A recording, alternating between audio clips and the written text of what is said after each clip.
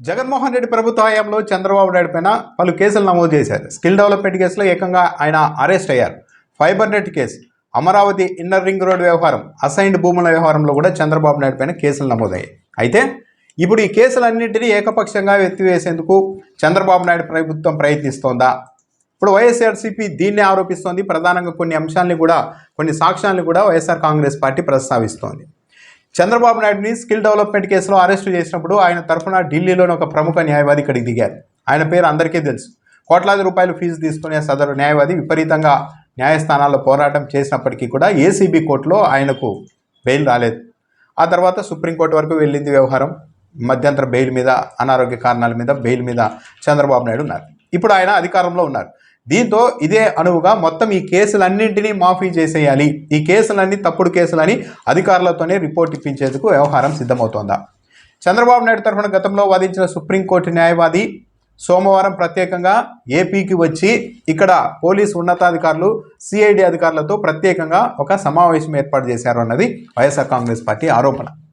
ఒక ప్రైవేట్ న్యాయవాది ఈ మీటింగ్ ఏర్పాటు చేయగానే ఏపీ పోలీసు ఉన్నతాధికారులు, సిఐడి అధికారులంతా ఆ సమావేశానికి ఎలా వెళ్లారని వైఎస్ఆర్ కాంగ్రెస్ పార్టీ ప్రశ్నిస్తోంది. ఆ సమావేశంలో సదరు సుప్రీంకోర్టు సీనియర్ న్యాయవాది పోలీసు ఉన్నతాధికారులకు స్పష్టమైన మార్గనిర్దేశకం చేశారు. చంద్రబాబు నాయుడుకు సంబంధించిన కేసులన్నీ ఎలా ఎత్తివేయాలి, ఎత్తివేయడానికి ఎలాంటి ప్రొసీజర్ ఫాలో అవ్వాలి, ఇందులో సాక్షులుగా ఉన్న వారిని ఎలా దారికి తెచ్చుకోవాలి, ఏమేం చేయాలి అన్న దానిపైన అంతా పోలీసు ఉన్నతాధికారులకు, సిఐడి అధికారులకు సదరు సుప్రీంకోర్టు సీనియర్ న్యాయవాది క్లాస్ తీసుకున్నారు. కేవలం 2 నెలలు మాత్రమే గడువు కూడా విధించేశారు. ఈ 2 నెలల్లోపు ఈ కేసులన్నింటినీ మనం ఎత్తివేయాలి అన్న టార్గెట్ని కూడా ఆయన పెట్టారు. అంటే ఈరోజు కూడా ఇదే వ్యవహారం పైన, మంగళవారం ఈరోజు ఇదే వ్యవహారం పైన పోలీసు ఉన్నతాధికారులతో సదరు సుప్రీంకోర్టు న్యాయవాది మరోసారి సమావేశం కాబోతున్నారు. ఈ కేసుల్ని ఒక 2 నెలల్లో మొత్తం ఎత్తివేయడమే ఎజెండాగా ఈ వ్యవహారం నడుస్తోంది.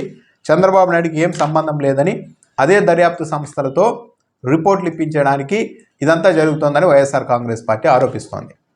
ఇప్పటికే కొద్ది రోజుల క్రితం నుంచే ఈ కేసుల్ని నీరుగార్చేందుకు, ప్రజల్లో ఈ కేసుల పైన ఎలాంటి పస లేదు అన్న ఒక ఇంప్రెషన్ ప్రజల్లో కలిగించడానికి అయితే ప్రయత్నాలు జరిగాయి. ఇదే కేసులో, స్కిల్ డెవలప్మెంట్ కేసులో 2 నిందితులకు సంబంధించిన ఆస్తుల్ని ఈడీ అటాచ్ చేస్తే ఆ 2 ఆస్తుల్ని అటాచ్ చేశామని మాత్రమే ఈడీ ప్రకటన ఇచ్చింది. ఎక్కడా కూడా చంద్రబాబు నాయుడికి సంబంధం లేదని చెప్పలేదు. కానీ ఇక్కడ తెలుగు మీడియా చాలా తెలివిగా 2 ఆస్తుల్ని మాత్రమే అటాచ్ చేశారు, చంద్రబాబు నాయుడు పేరును దాంట్లో ప్రస్తావించలేదు ఈడీ, కాబట్టి చంద్రబాబు నాయుడికి క్లీన్ చిట్ ఇచ్చేసినట్టే, ఈడీ వర్గాలు మాకు చెప్పాయి అంటూ. ఈడీ ఎలాంటి ప్రకటన చేయకపోయినప్పటికీ కూడా ఈడీలోని వర్గాలు మాకు చెప్పాయి, చంద్రబాబు నాయుడు క్లీన్ చిట్ ఇచ్చేసామని అంటూ ప్రజల్ని నమ్మించేందుకు ప్రయత్నించారు. అంటే చంద్రబాబు నాయుడుకి సంబంధించి ఈ కేసులో ఎలాంటి పసా లేదు, ఈడీ కూడా క్లీన్ చిట్ ఇచ్చేసిందంట అన్న ఒక ఇంప్రెషన్ని కలిగించడం ద్వారా ఇప్పుడు ఈ కేసుల్ని ఎత్తివేసినా సరే ప్రజలు వాటిని సీరియస్గా తీసుకోకుండా ఆ వ్యవహారాన్ని ఉండేందుకే ఒక బ్యాక్గ్రౌండ్ ప్రిపేర్ చేశారు గతంలోని మీడియా. ఇప్పుడు ఏకంగా సుప్రీంకోర్టు న్యాయవాది ఇక్కడికి వచ్చారు, పోలీసు ఉన్నతాధికారులతో సమావేశమయ్యారు, సిఐడి అధికారులతో సమావేశమయ్యారు.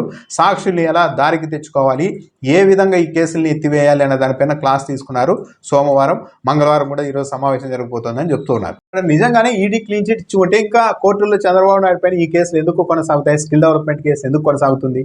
క్లీన్ చిట్ ఇచ్చేసింటే కేసే కొట్టివేయాలి కదా, ఇంకా కోర్టుల్లో నడుస్తోంది. షరతుల మీద, బెయిల్ మీద చంద్రబాబు నాయుడు బయట ఉన్నారు. ఇవన్నీ తెలిసి కూడా గతంలో కొద్ది రోజుల క్రితం ఒక నేషనల్ మీడియా నిర్వహించిన ఇలాంటి ఇంటర్వ్యూలో కూడా కావాలని ఈ ప్రశ్న అడిగించారు అన్న అనుమానం కలిగేలాగా సదరు జర్నలిస్టే స్కిల్ డెవలప్మెంట్ కేసులో ఏమీ లేదని మీకు క్లీన్ చిట్ ఇచ్చేసింది కదా, ఈడీ ఎలా ఫీల్ అవుతున్నారన్న ఒక ప్రశ్న సంధించేశారు. నిజానికి ఎక్కడా కూడా ఈడీ క్లీన్ చిట్ ఇచ్చినట్టు ఇప్పటివరకు ఎక్కడా అధికారికంగా ప్రకటించలేదు.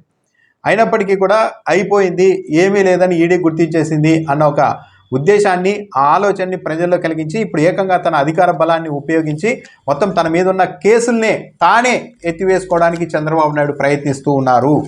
ఇందులో భాగంగానే కొందరు అధికారులకు ప్రలోభ పెట్టేందుకు కూడా ప్రయత్నిస్తూ ఉన్నారు. మేము చెప్పినట్టు ఉంటే మీకు ప్రమోషన్లు ఉంటాయి, మంచి పోస్టింగులు ఇస్తామని కూడా చంద్రబాబు నాయుడు ప్రభుత్వం ఒత్తిడితో పాటు ప్రలోభాలకు కూడా గురి చేస్తోంది అధికారులనని వైఎస్ఆర్ కాంగ్రెస్ పార్టీ ఆరోపిస్తోంది.